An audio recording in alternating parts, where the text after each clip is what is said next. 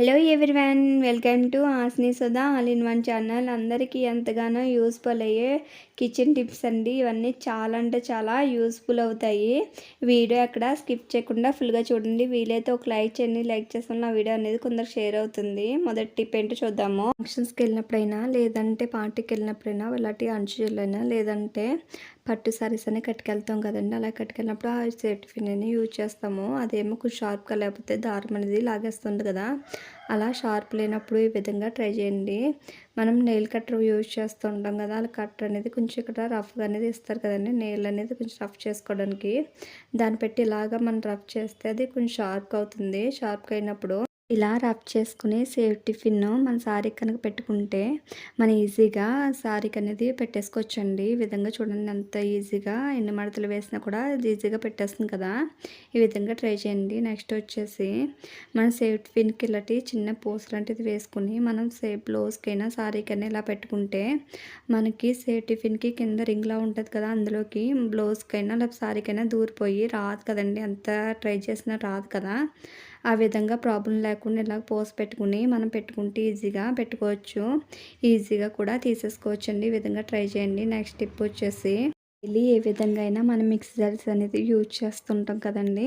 ఆ యూజ్ చేసినప్పుడు ఇలాంటి కార్డ్ అనేది లూజ్ అయిపోతూ ఉంటుంది. అలా లూజ్ అయిపోయేదాన్ని మనకి ఎక్కువ ఎక్కువ రోజులు రావాలంటే, లూజ్ అవ్వకుండా ఉండాలంటే ఈ విధంగా ఫాలో అవ్వండి. ముందుగా మనం వాటికున్న స్క్రూస్ తీసుకోవాలి. తీసుకుని మన ఇంట్లోని స్టీల్ స్క్రబ్స్ అనేది యూజ్ చేస్తుంటాం కదా, ఆ స్క్రబ్బర్ ఒక థ్రెడ్ అనేది తీసుకోవాలండి.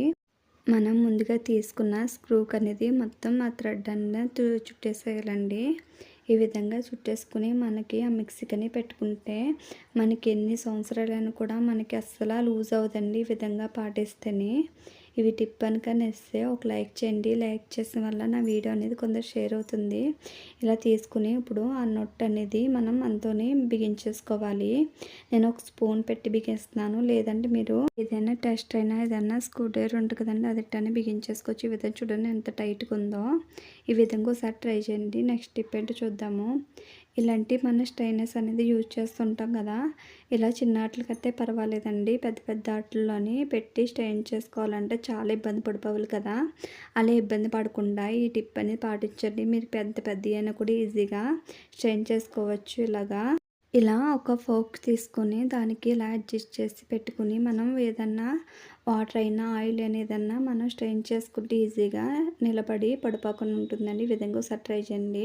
కాకుండా అట్ల కాడ అనేది ఉంటుంది కదండి, అది తీసుకుని దాని మీద పెట్టుకుని ఇలా ఒక సపోర్ట్ పెట్టుకుని మనం స్ట్రెయిన్ చేసుకుని ఈజీగానే స్ట్రెయిన్ చేసుకోవచ్చు. చూస్తున్నారు కదా, ఈ విధంగా స్ట్రెయిన్ చేసుకుంటే సరిపోతుందండి. ఈ విధంగా ఒకసారి ట్రై చేయండి.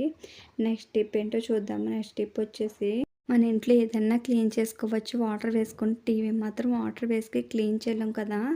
అలా క్లీన్ చేయకుండా ఉంటే డస్ట్ అనేది పెట్టేస్తాను. నేను చెప్పిన విధంగా క్లీన్ చేసి చూడండి. మీరు వాటర్ వేయకుండానే చాలా నీట్గా అనేది క్లీన్ అయిపోతుంది. ఈ విధంగా ట్రై చేస్తేనే దానికోసం అనేది ఒక మెత్తటి నాప్కిన్ అనేది తీసుకున్నానండి. ఇలాగా స్మూత్గా ఉన్న నాప్కిన్ అనేది తీసుకోవాలి. ఇలా తీసుకుని దాని మీద కొంచెం టాల్కమ్ పౌడర్ ఉంటుంది కదా, ఆ పౌడర్ అనేది వేసుకోవాలి.